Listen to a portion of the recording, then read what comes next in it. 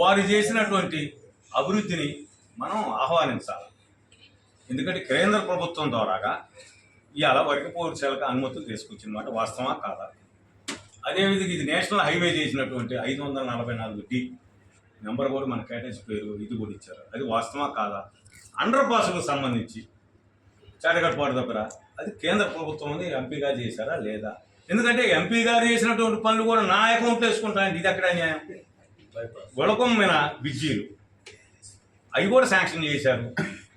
అదేవిధంగా మన హైవేకి సంబంధించి బైపాస్ రోడ్డు కూడా ఎక్కడ ల్యాండ్ ఎక్విజిషన్ కూడా కేంద్ర ప్రభుత్వం తీసుకునే విధంగా చర్యలు తీసుకున్నారు.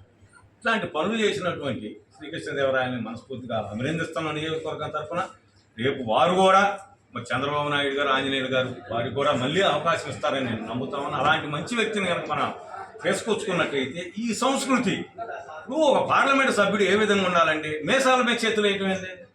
మొన్న ఒక మిత్రుడు వచ్చారు, అరే మీసం మీద చేసేది ఏంటి, తొడగొట్టేది ఏంటి?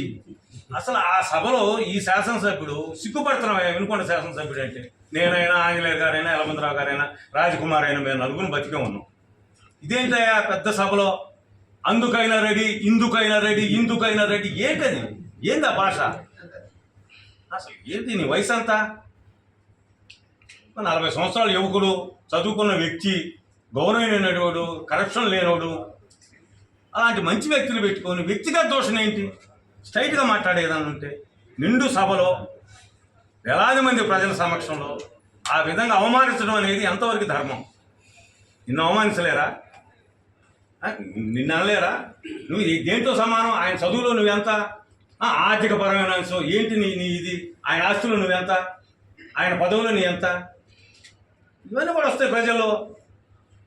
కాబట్టి రేపు పార్లమెంట్ ఎన్నికలో వచ్చినటువంటి అనిల్ కుమార్ యాదవ్ గారికి కూడా ఈ సందర్భంగా నేను మనవి చేస్తాను, గౌరవమైన భాష మాట్లాడండి. మీసాల మీద చేతులు వేయొద్దు, దయచేసి రెచ్చగొట్టవద్దు, ఇక్కడ వాతావరణాన్ని కలుషితం చేయొద్దు. మనం అందరం కూడా పద్ధతిగా వెళ్దాం, ప్రజాస్వామ్యబద్ధంగా వెళ్దాం. ఎవరికి అదృష్టం ఉంటే వాళ్ళు గెలుస్తాం, ప్రజల తీర్పును శిరసా వహిస్తామని సందర్భంగా మనవి చేస్తూ ముగిస్తున్నాం.